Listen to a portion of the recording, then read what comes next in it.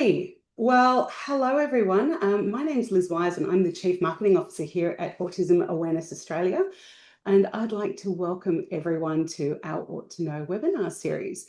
I'm going to be hosting today's webinar. It's my maiden voyage with AAA, so I'm very, very excited. And I'm joined by two very, very wonderful women who are going to be joining me today. But before we do introductions, I'd just like to say a big thank you to Leap In, who make our webinar series possible. They're Australia's leading NDIS manager, and they support thousands of Aussies with disability in every state and territory. And Leap In are fabulous. They're driven by the belief in people over profit, which means they're able to help people with disability live their very best lives by getting the most out of their NDIS plans.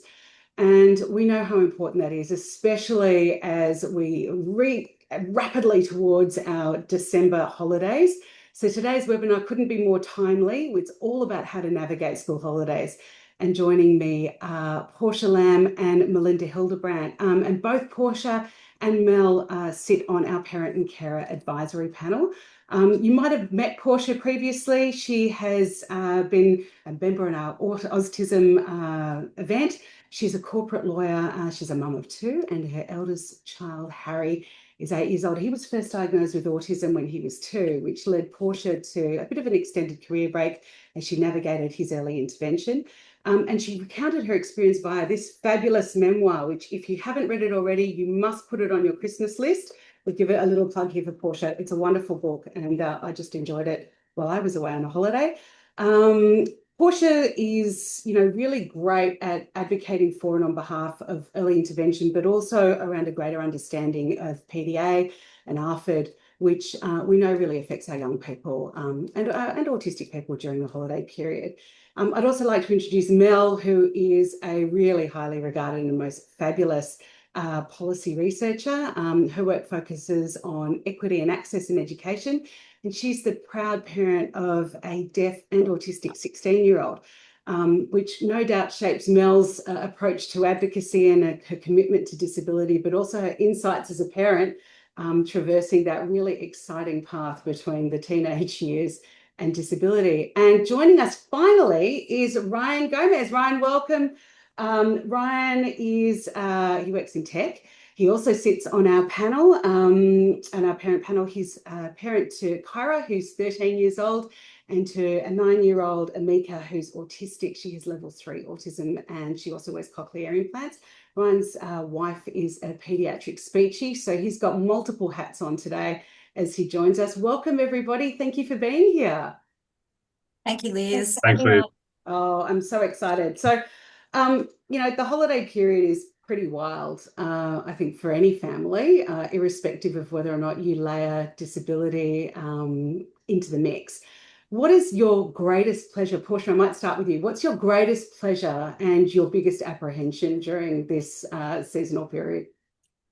Yeah, I really am looking forward to having a break from the daily grind of getting the kids ready for school every day. I'm lucky that both my kids actually enjoy going to school, but it somehow does not make the act of getting ready for school any easier.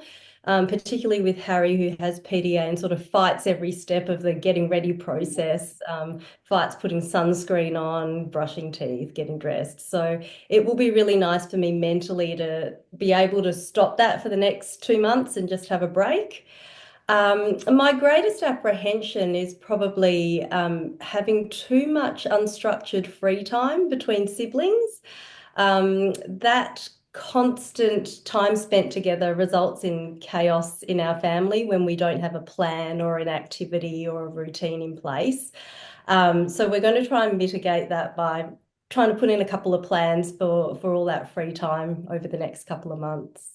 Oh gosh, well, it sounds like you're already on top of things, Portia, and I'm not surprised at all. What about for you, Mel? I mean, you've got a 16-year-old, and it's a slightly different dynamic, I'm sure, at home.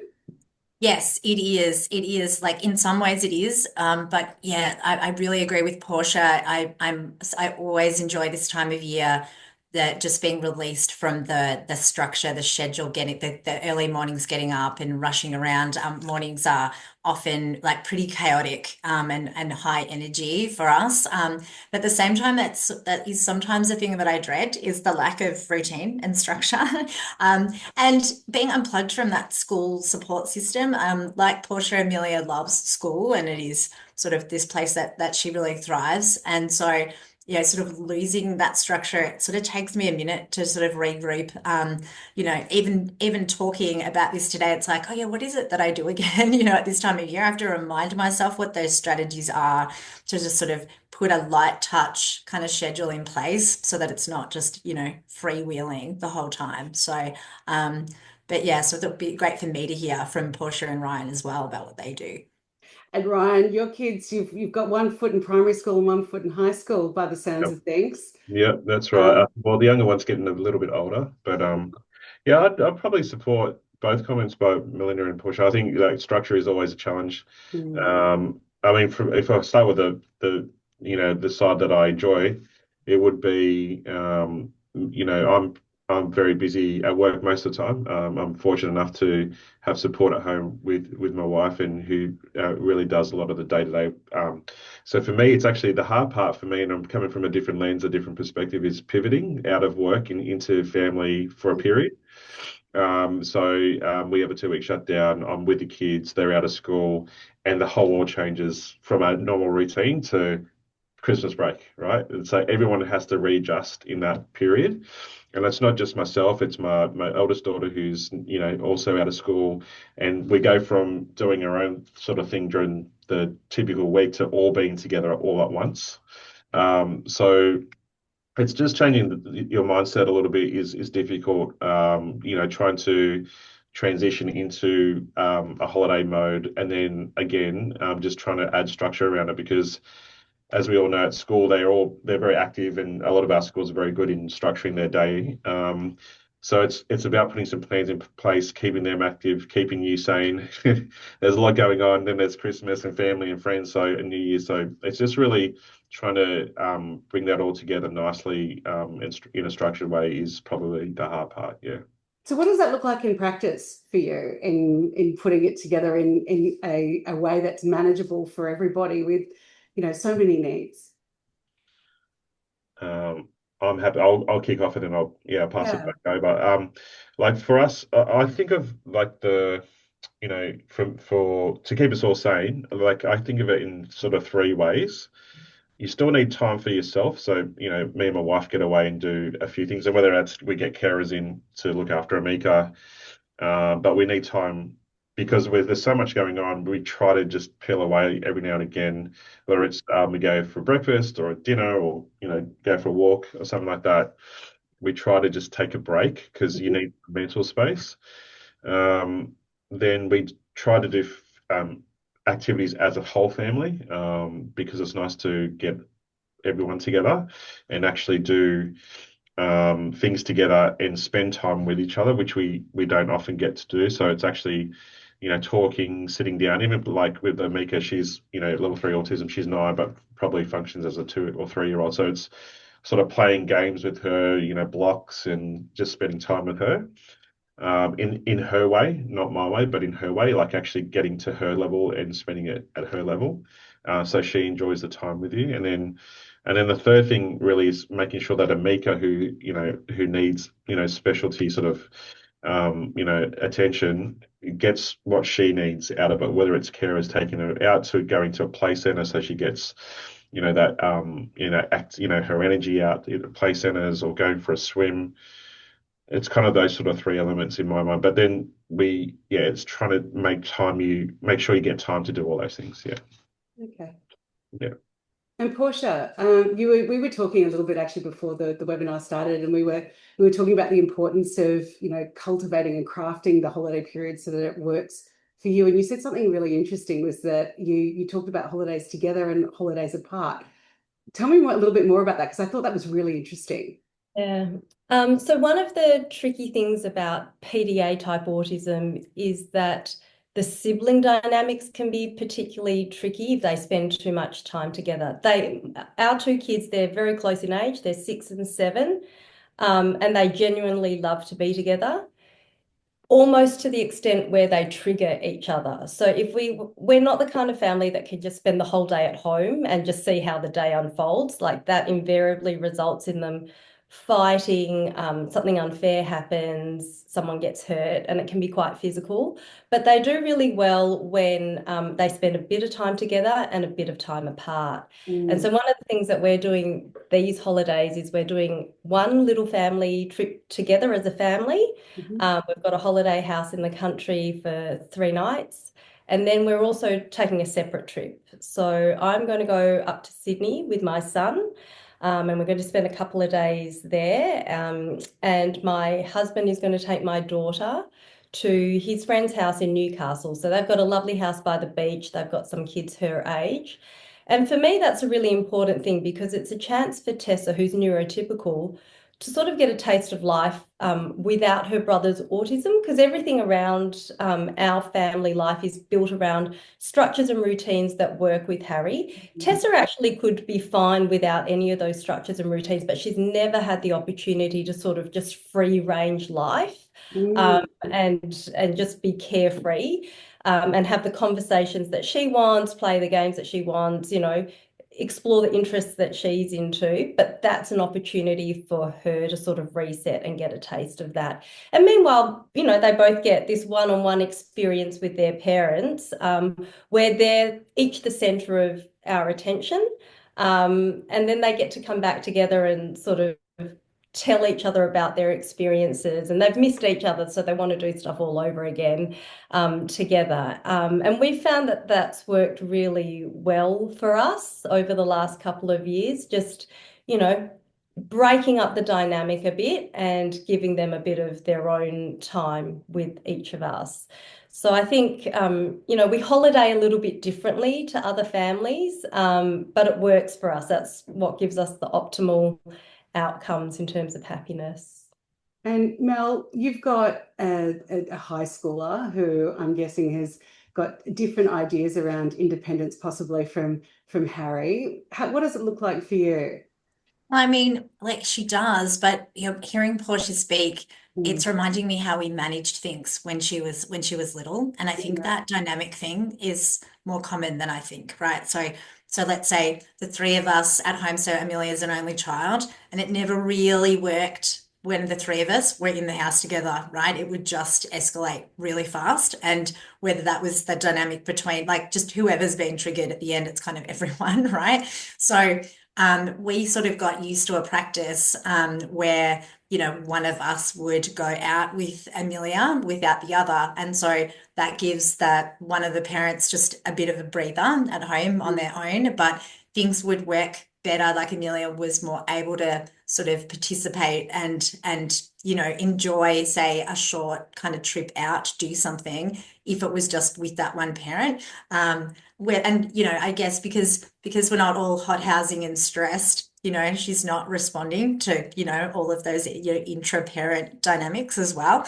And even when we traveled, like trips, I think, how did we made a lot of mistakes early on about how to travel. Like for us, going to airports was just a totally cooked idea, because as soon as, it's great if everything flows, and this is, but then as soon as there's like a 3 or 4 hour delay, I'm like, kill me now. I literally can't do this. So, and Amelia, especially like when she was young, never stopped moving. So one parent is just literally trailing around an airport, just in circles for 4 or 5 hours kind of thing. So we were like, hang on, why don't we learn from this? So we just started doing driving holidays. And even if it was longer. So our best holiday was a sort of quite long drive to Robe from Melbourne, which is sort of 6 or 7 hours, but you can break it up, but you've got all the stuff you need in the car. Like you've got all the things that you need to throw at the problem, food, activities and stuff. But also if you need to get out of somewhere, if you need to leave, but you're not surrounded by people looking at you, the perception of judgment, all of that sort of stuff. And then you can just manage your child's needs without, you can control the environment. But then the last thing to say about that is even on holiday, there'd still be that, breaking the dynamic up, so someone's going to go do that short walk with her, so someone else gets a break, that kind of thing. And the built-in cost of that is that you're never really functioning as that kind of core group, and that's a sort of like another byproduct of that. But if that's what's working at that time, I think be flexible, and I think you're protecting everyone's kind of needs and boundaries in that way. I think it's something very interesting that you said there, because really about changing expectations of what this season should look like, and what we often see idealized in media and mainstream society around happy families, and then knowing truly what a happy family looks like for you. I guess I have a question for all three of you, and how you've gone about navigating that with, neurotypical members of the family who might have an established point of view of what Christmas lunch, let's say, might look like, or New Year's Eve might look like, and how you navigated the accommodations and the adjustments. Really, there are adjustments that needed to be made so that your family could have pleasure as well. Maybe, Ryan, you want to answer that one to start with? A lot of wine. A lot of wine. No. I think that's a really good question. And I'm going to take it again from my perspective. I have a big family and community, and so Christmas and New Year looks big for us, and a lot of people, both Christmas and New Year's Day. And my kids being the ages that they are, 9 and 13, there's a lot of kids around as well. So it's not just adults. Everyone has kids from young age to teenage to adults. So it's quite an interesting challenge, and it's actually evolved over time. No one understands autism like we do, and so as much as your friends and family try to, they'll never really understand it. So it's a journey for them as well. And so I think over time, they've come to understand it better, I'll say, and how Amika sort of interacts within those environments on those days. So often, we're lucky over time. We've actually have some friends who typically have parties, and they understand her, so they create a space for her and a zone for her. The kids have learned over time how she functions and how she works, and when to interact with her and when not to. So what's happened over time, and it's been a little bit organic, but it's become an understanding is the best way I can describe it. Now, during Christmas, it's always easy to have it at our place because we just have her facilities, right? She understands the layout. She's got all her toys, her swing, her place center, whatever it is she's got, right? And so generally when it's at our place, we can let her roam around and be free. When it's not at our place, it's, the challenge for Shani and myself is that we're always worried. We're always worried about her. We're worried about the other kids. We're worried about the house and what she'll do to the house. She can be violent. So there has been instances where she's hit other kids. She spirals, and then it's all on, right? And Sharon and I are muscling her to calm her down. So it's more of, I would say, trying to make sure people understand that's her normal behavior and that it's okay. And sometimes to others it looks really when it's normalized for us, it doesn't seem as impactful, but for others, when they don't see it often, it's pretty dramatic for them, right? So it's reinforcing back to them. It's like, she's okay, don't worry. Like, it looks like she's hurting herself, but she'll be okay. Making sure we got the meds, all those sort of things, all is important, right? So I think that's the best way I can describe that. And over time, it's become better, but that's out of constant communication, understanding, and really good friends and family who kind of reinforce our support, which is good. Yeah. That's awesome, Ryan. I mean, Portia, I'm guessing that with PDA thrown into the mix, there's an element of unpredictability at times as well for you. Yeah, look, Ryan's talked a bit about managing everyone else's expectations, and we have to do a lot of that as well. For us, one of the really difficult things about the Christmas season in particular is that there's so much focus on food. And Mm. Harry has PDA, also has ARFID, so he eats this extremely limited range of food. Now, we address that by just bringing his safe food with him everywhere.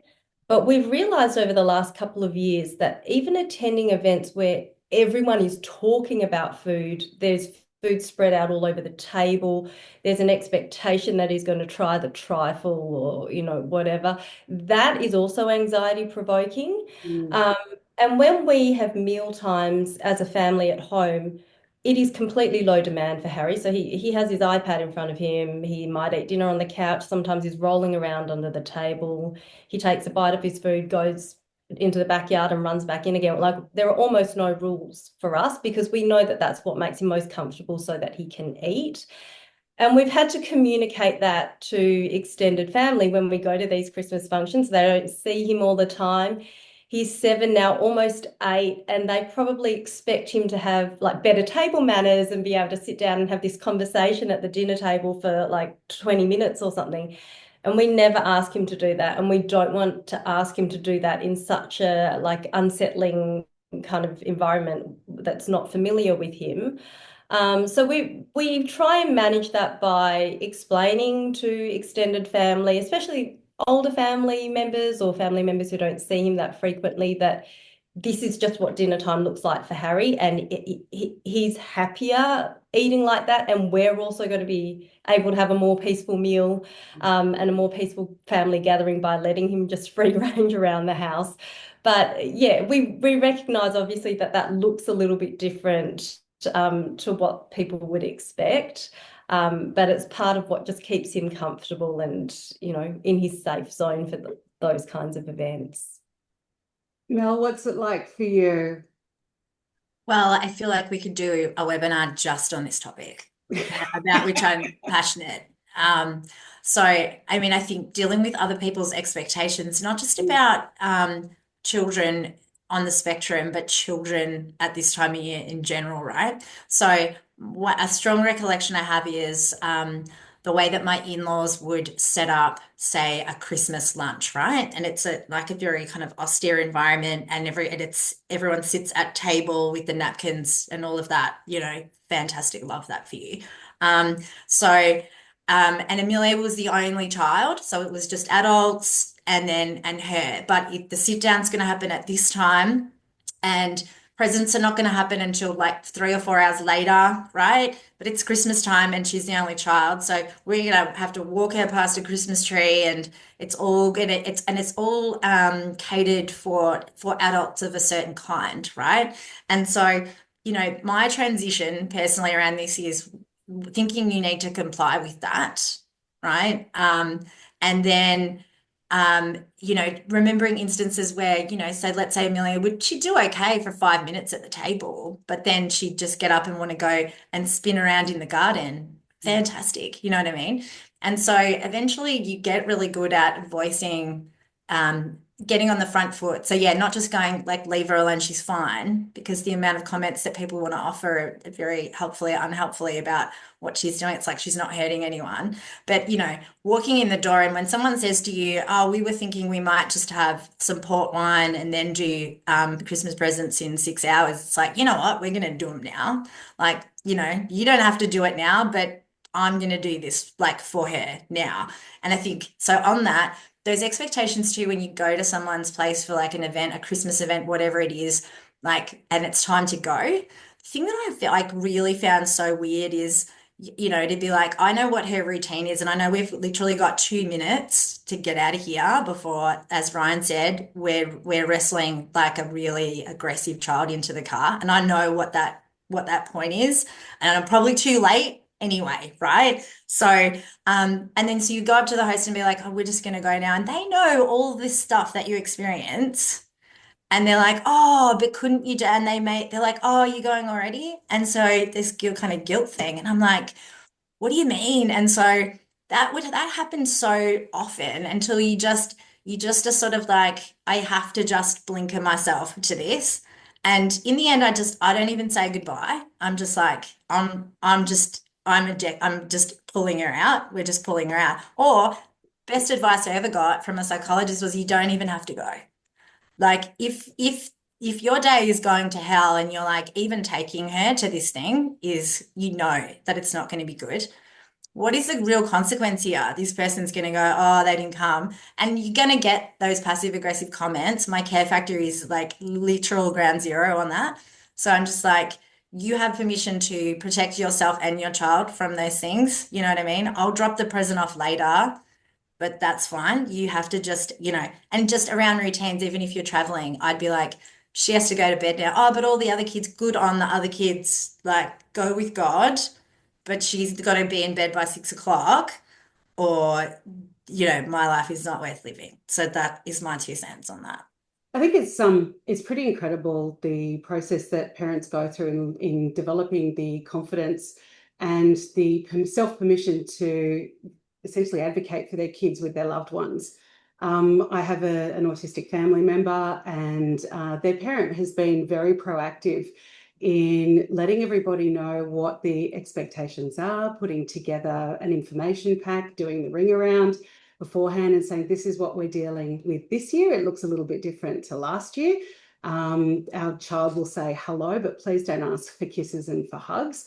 It's not about you. That's actually about them. They love you very much, but it's going to look slightly different this year. And I thought that was not just brave, but really proactive, because it set the tone and managed the expectation. If you had one little tip that you could impart with all of your years of wisdom, Mel, we're going to go in age order to you, then to Ryan, then to Portia. What do you think that would be the bit of wisdom that you would want to share with our community? So yeah, wisdom in terms of like your preparedness, Liz, like just so I'm Yeah, clear on it what you're asking. could be preparedness in how you manage others, how you manage yourself, or I how reckon you my what wisdom you do. is that my job isn't really to manage others, it's to Yeah. manage like my daughter and what she needs and Mhm. my own kind of emotional health in that, because I can't control that. Because Liz, I've done all that stuff where, and particularly around the deafness, autism kind of Mm. thing. Here's what this means for her. So maybe when she comes into this house and the music's loud and there's millions of kids, like that's probably why she's behaving the way she is. And maybe if you just sat down and tried all of that, but I can't control that. So my thing is I'm just going to focus on what she needs in a very kind of like hyper focused way. And as soon as I did that, I stopped caring about what other people thought, whether it was on the street or in the family kind of thing. Um, because because that is your job. And then that feels less like I'm trying to like sell an idea of my child to someone who's not going to get it, right? Or equally educate them, whatever, that kind of thing, when actually my job really is just to protect her, not defend her, right? So that is kind of that would be my take on that. And yeah, so then it's just like I would come home feeling good that I'm like, my partner and I would be like, yeah, like we smashed it today because she got to go out and do something and we got home and it was like we didn't feel like we got our like butts handed to us. Do you know what I mean? Yeah, amazing. Ryan, what about for you? I would, yeah, sort of echo that in a little differently. Like I just say Christmas is, and we kind of touched on it. It's not what you see on TV and in the magazine. It's you do you, like you do your Christmas, whatever that means. The whole point of Christmas and this break and this, New Year's is to celebrate what you have, and to celebrate your way. And what I've learned over time is like no one else really matters. Like you got to focus on you and your family and do your thing and make your family happy. So whatever that means for you, like I think you'd focus on that. And if it means not going to a certain party or doing things different timing or whatever, you just do it. Because I found that we used to try and align to the holiday season with certain events and people, and 9 years later we just do it our way pretty much. And then the other thing I would just say is yeah, just be stand your ground in all respects, whether you have to leave, tell people how things are, be confident in who you are, your family is, your child is. they are their own special person, and that's how you got to treat them. So yeah, that's pretty much it. Thank you, Ryan. And Portia. Yeah, look, I'm 100% behind the message from Mel and Ryan, which is, you know, holidays don't need to look like how they look for everybody else. So I'll try and add something a bit different as well, which is now that my kids are 6 and 7, I do also try and get their views on what they would like to do and how they would like to spend that time. I mean, if you've got a child who can have that conversation with you, I feel like it's going to add to the success of that season to have their contribution to, you know, how they want to spend their time, if they want to do school holiday programs, what school holiday programs they want to do, which friends they want me to reach out to and see if they can join in on those programs with them. So I try and be a little bit collaborative with my kids now as well, and hopefully get them involved in decision making around the whole period. Well, that sounds like the most solid advice from all three of you. I can't thank you enough for giving up your time as we're approaching, or we're into, the silly season. Thank you for being with us today, and thank you to everybody who joined us on this webinar, and for Merry Christmas, Happy New Year, season's greetings, good health and happiness for 2026 for everyone. And that goes out to everybody, including those who are watching us in the recording afterwards. Please, if you'd like to find out more, we've got so many wonderful resources for holidays that are on the Autism Awareness Australia website. So please jump on, have a search around and look for something. And of course, we're always happy to answer questions. So hit us up in one of our social channels. And if you're not already following the series in our YouTube channel, please do go ahead and find us there. Thank you very much, everybody. And we look forward to seeing you again next year. Bye now.